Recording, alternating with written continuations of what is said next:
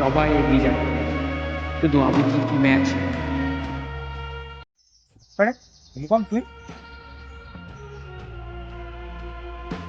কি রে, formal dress পরে অফিসারই যাচ্ছি নাকি? Sorry, you are not selected. Better luck next time. একটু পড়াশোনা করলি চাকরি নেই?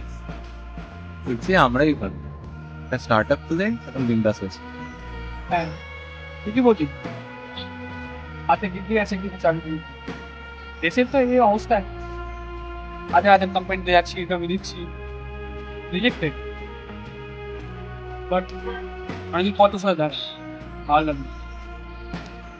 দেখি এবার কালকে আরেকটা ইন্টারভিউ দিন কি হয়। আসতে হবে। সবাই দৌড়াচ্ছে, শুধু আমি দাঁড়িয়ে আছি একটা সুযোগের আশায়।